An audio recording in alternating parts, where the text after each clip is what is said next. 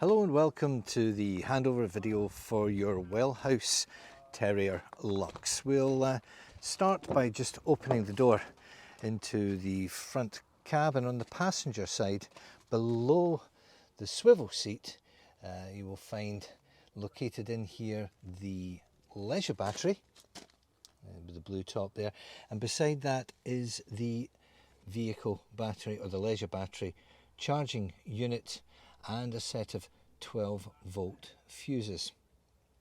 Now, you shouldn't have to go anywhere near that during the normal running of your vehicle. The leisure battery will look after itself, and at your regular habitation service checkups, that's when you'll find out whether or not your leisure battery needs replaced. It has a lifetime expectancy of between 5 and 7 years. To go underneath the bonnet, you take the ignition key, and you'll see is position 1 and position 2. Insert the key, turn it to position 1, which releases the bonnet. And unlike other cars where you then put your hand underneath the bonnet to release the bonnet release, with a Ford you turn the key to position number 2 and then lift up the bonnet. Once the bonnet is raised, underneath the bonnet you'll find the fill point for your windscreen washers, steering fluid for the power steering, brake fluid for the brakes, and coolant for obviously the cooling system of the vehicle. Now, the only one you should have to touch in normal usage will be the windscreen washer bottle. The rest of the fluid levels will be checked and maintained at your regular servicing period.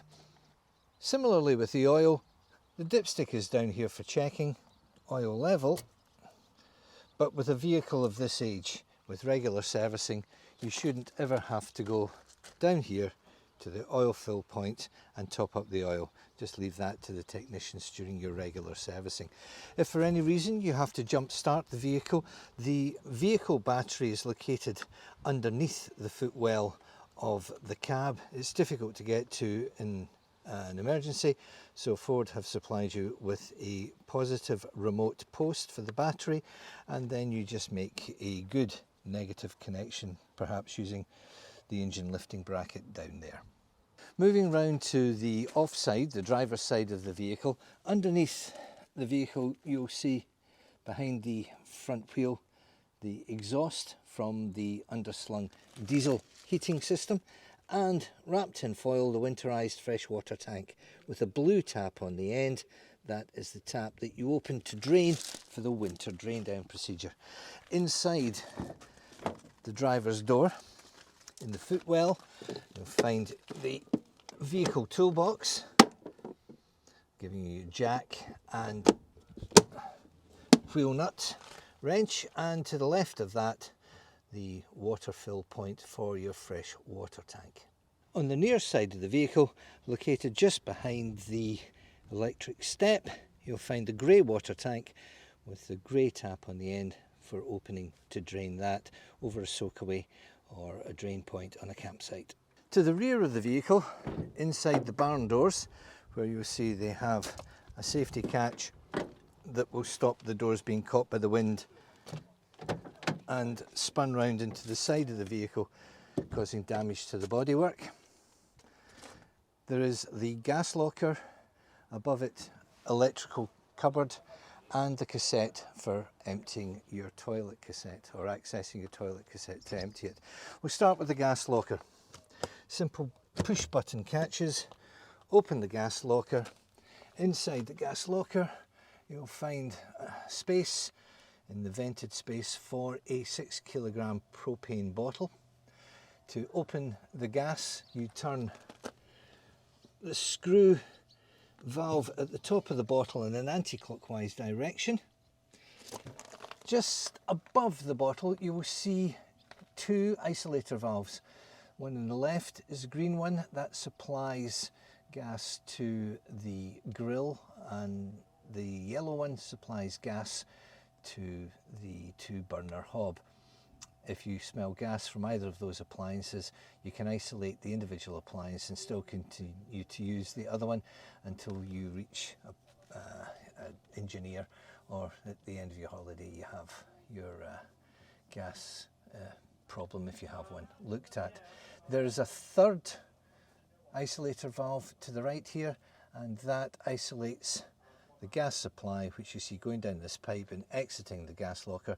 That runs to the external gas barbecue point. The gas should always be closed by turning this brass dial clockwise while in transit. Above the gas locker there's a small cupboard where you can store your electric hookup lead. To the side of that you will find your 220 volt RCD trip switches, and behind that individually itemised 12 volt spade fuses for all your 12 volt appliances in the habitation area of the camper van. Over on the right hand side is the access point to the cassette. To empty the cassette there's a simple little green catch down here. Lifting that green catch frees the cassette and allows it to be withdrawn from the vehicle. To empty the cassette, the cap at the end here is unscrewed. The cassette is then emptied by pressing this button to release air pressure, allowing the waste material to flow out of there at your disposal point. When returning the cassette after use, you place your chemicals in through the end of the pipe here, add approximately a litre to a litre and a half of water before returning the cassette. The toilet has its own header tank and you fill it incorporating the pink or universal organic chemical in here. Also stored at the rear of the vehicle is the winder for the awning. The rear near side quarter of the vehicle you'll find the outlet for your gas barbecue and also the input for your 220 volt mains hookup lead. Along at the passenger door is where you'll find your fuel fill point. Moving to the interior of the vehicle, you'll find located just below the rear of the passenger front seat one switch on the left, which is the light switch for your awning light, the hot blown air heating outlet, and the switch that operates the electric step. The heating for your vehicle is diesel. It's operated via this dispatcher control panel. To switch the heating on, it's simple press button. Green light comes on indicating that the heating is on. You then set the temperature you want the heating to be at using the arrow up and the arrow down buttons. If you choose a temperature that is cooler than the internal temperature of the vehicle, for example today the internal temperature of the vehicle is 31 degrees Celsius. It's very warm, the sun's been shining on the van all day. So by setting a temperature at 31 the heating won't come on, or setting a temperature at 16 the heating won't come on, but if we turn this up to 32,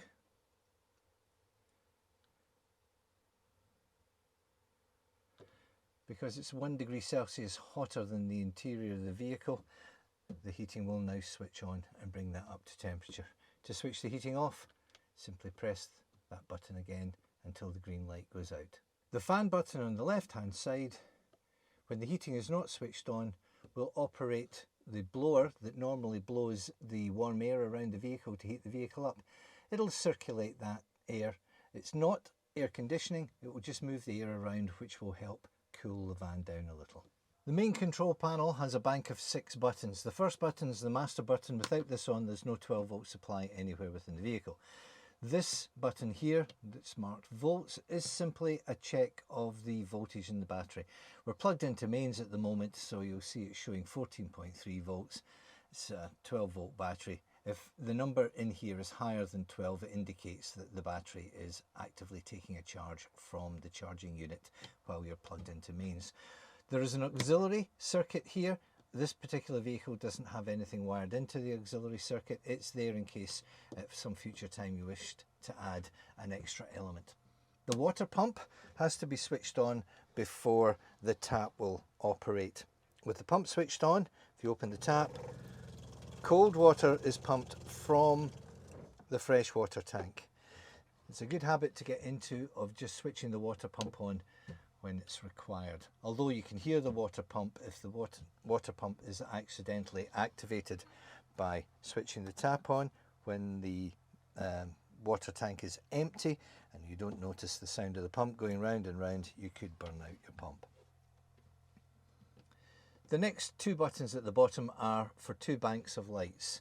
The first one on the left hand side controls the lights in the roof, and the one on the right hand side controls two small reading spotlights in the cab area.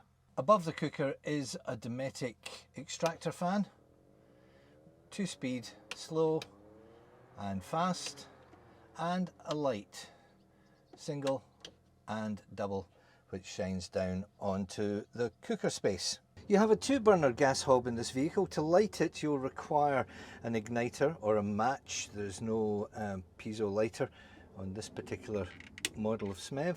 Turn the flame indicator to maximum, hold it for a few seconds after you've lit it, and then release.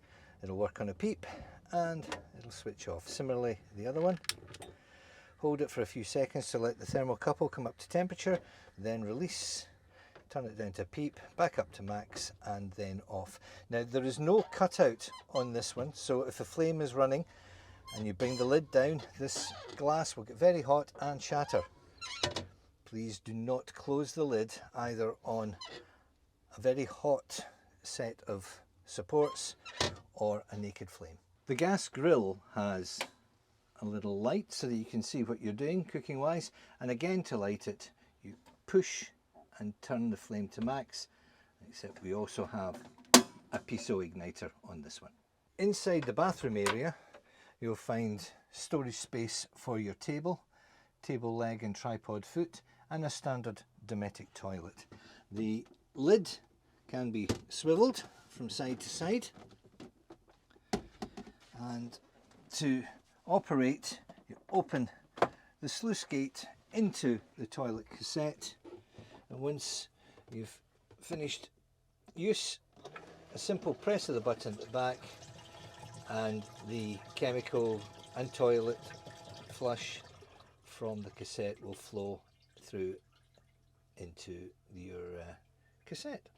The dashboard operation is very straightforward. On the steering wheel, stock on the right hand side for windscreen wipers, on the left hand side for indicators.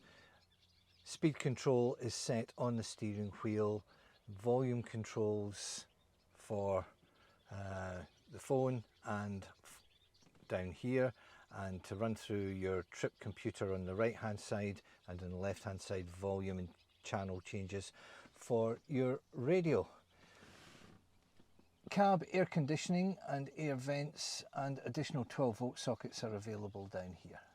And that concludes the handover video for your Wellhouse Terrier Lux. On behalf of Highland Campervans, can I thank you for choosing ourselves and wish you lots of miles and lots of smiles, which I'm sure you will get from your brand new campervan.